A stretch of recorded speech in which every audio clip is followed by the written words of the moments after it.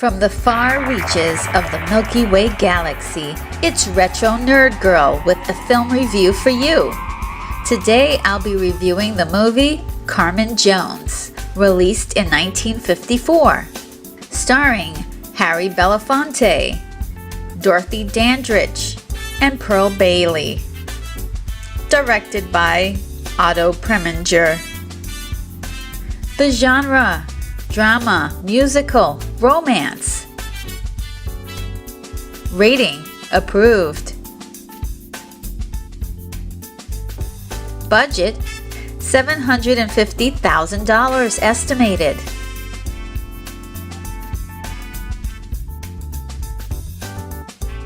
My rating is a 7.8. The synopsis is: at an all-black army camp during the Second World War, civilian parachute maker Carmen Jones successfully gets the attention of a young corporal with high hopes of becoming a pilot, and a prize fighter by the name of Husky Miller, creating a very deadly love triangle. Enjoyment. I love this movie. I saw this film in the 1980s, nearly like 30 years after the film was made, and it really spoke to me as a film that took a fancy spin on an opera, and one that I really liked as well. It was groundbreaking for being one of the only all-black cast movies in a time when segregation was a prominent part of our history in America. And for me, I'm a fan of these old, early films with African American actors because they paved the way for so many actors today who bring a great contribution to cinema. I've always enjoyed Carmen the opera and admired the spunk of the lead female character, but I also enjoyed the modern interpretations of it too. It's a timeless story of love gone wrong. The pacing. At an hour and 45 minutes, it's typical of the musicals of the time, and while it's fascinating to see every aspect of the film, it does take a long time to get going. And I think that it is because the movie is following the script of the opera a little bit closer than it should. The story. Carmen began as an opera by Bizet. In 1943, a stage production of the same name by Oscar Hammerstein II emerged and sprung the attention of Otto Preminger, who had an interest in modifying the play and opera, with the screenplay being written by Harry Kleiner to make a dramatic film with music rather than a conventional film musical. Songs from the opera would be sung by operatic singers with modernized lyrics. Fox head Darrell F. Zanuck offered to finance the film while allowing Preminger to operate as an independent filmmaker with a budget of $750,000. The challenge. The challenge is a hard thing to describe except miscommunication, and there are no real villains except the temptation to do things characters weren't interested in doing on their own. Carmen could be considered a villain because right away she's a wild, irresponsible girl looking for fun. She's wild and feral. There really isn't anything wrong with that, but what makes her a villain is that she doesn't care who she hurts or destroys to do it. She begins the film lusting after a military guy by the name of Joe that is actually engaged to a girl by the name of Cindy Lou. Carmen pretty much seduces him in order to escape military confinement and then leaves him high and dry. Unfortunately, Joe gets in trouble with the army and thrown in jail. When he does his time and figures out a way to make things right, it's Carmen's manipulation that causes Joe to leave the military and run away with her. She is morally inept during most of the film, until the short time she appears to be in love with Joe. There is a scene where she sacrifices some of her own jewelry at a pawn shop to pay for some things, so that way they can get by. And the sweet guy Joe suddenly becomes a jealous, raving lunatic, thinking the worst of her. When she decides she doesn't want to be with Joe anymore, it's mainly because he doesn't trust her, with good reason. She had already left him once before. It's a miscommunication, but just when you think, why doesn't she tell him what she did, proving her willingness to give their love an honest try. She seems to be more interested in setting Joe straight about her freedom.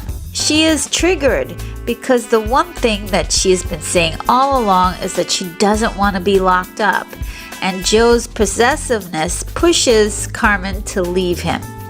In the meantime, Carmen catches the eye of the prizefighter Husky Miller, who dispatches all of his power to lure her into his camp. At first, I think it was just going to be a night out with her old friends and the prizefighter, but what pushes Carmen off the deep end to abandon Joe is when she reads her fortune and it tells her that she is going to die. She is really superstitious to the point she lets it rule her life. It is the one thing that Carmen allows herself to be imprisoned by. Instead of spending the rest of her life quietly and peacefully with a man she loves, she decides to run off with Husky and live life in the fast lane until the end. And you can't fault her for that entirely, because one has become a prison she created and the other is scotch-free. However, her decision is a paradox. She dies because she leaves. She leaves because she knows she's going to die. Empathy. Joe begins the story as a corporal with big dreams of being a pilot. He gets a visit from his girlfriend from home, Cindy Lou. In the beginning, they are madly in love, and in many ways their relationship makes total sense. Just when he was about to elope with Cindy Lou, he gets an assignment to take Carmen to town, and all due to Carmen's plotting and scheming. And that is when things go awry. Carmen is like a tornado in his life. She's so manipulative and selfish. You don't really feel sorry for her when she dies. But you do feel sorry for Joe being driven mad, dragged into a life of imprisonment, when he could have been a pilot and married to Cindy Lou if he had just stayed clear of Carmen. But as we have Carmen abandoning Joe, we also have Joe abandoning Cindy Lou. He's not a complete angel in all of this. The technical aspects. Visually, the film is good. There are a few studio car scenes with outdated effects, but it's not bad. It does have a bit of a claustrophobic closeness to many of the rooms and sets that are featured in the film. The film was really intended to be an opera and not a musical for the time, and operatic vocals were needed for the film. Because the vocal training that it takes to pull off this type of singing, many of the singing voices were dubbed by people other than the actors, which makes the singing moments a bit disjointed. However, dubbing was not required for Pearl Bailey's performance because of the comedic type of songs she sings. The film won the Golden Globe Award for Best Motion Picture for a musical or comedy. In 1992, Carmen Jones was selected for preservation in the United States National Film Registry by the Library of Congress as being culturally, historically, or aesthetically significant. The performances. Harry Belafonte as Joe was phenomenal. He is a great actor, and even though he's lip-syncing, at times you really feel as though he is the one who's singing. He really gave Joe a lot of heart and fire to his performance. Dorothy Dandridge as Carmen Jones was electrifying, sultry, and spunky. She and Harry had a lot of on-screen chemistry that worked for the film. There's a scene where she and Harry are jumping off a train and running through rocks downhill. It's really them doing these stunts, and they put everything into the performances. You can see real sweat coming from them. In real life, the two had a great friendship and starred in several movies together because they made such a good-looking couple. I mean, they absolutely sizzle together on screen. Wow. Dorothy Dandridge was nominated for the Academy Award for Best Actress, the first African American to be honored in the category, but unfortunately lost. Pearl Bailey and Diane Carroll were great, and other notable actors were Olga James, Joe Adams, and Brock Peters. The best part of the film. For me, the best part of the film was the scene when Carmen discovers that her life will end soon. I just find that scene so emotionally fascinating. She chooses to live it more recklessly, abusing it, thus creating the reason for her death, a loop of consequences. My wish list. You know, this is really nitpicking, but I really wish the music was arranged to be a little bit more of a musical than just using the opera. I enjoy opera, but I think it would have enhanced the film if the actors could add their own musical attributes to the film, and the famous musical chords from the opera could have been incorporated into the score more often. The ending. The ending is tragic, and that is a trend of most operas, but in this case, I think the audience gets the message of being wary of temptation. In summary, I really enjoyed this old classic movie. It was groundbreaking in its time, and it holds up in the only way that a 1954 movie can. It's dated, but it's fun to look back at the old fashions and the tone of the era.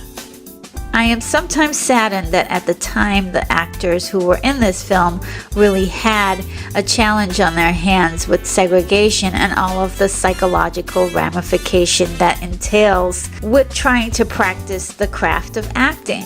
But even through that, the performances shine as a testament to the power of the human spirit. I'm also glad that this story was given such grit to not try to portray Carmen as a nice girl, to preserve some kind of image and let her be as wild as she was intended to be in Bizet's timeless classic.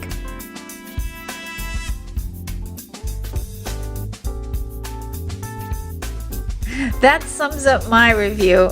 This is Retro Nerd Girl signing off. Take care, movie lovers. I'm off to my next review.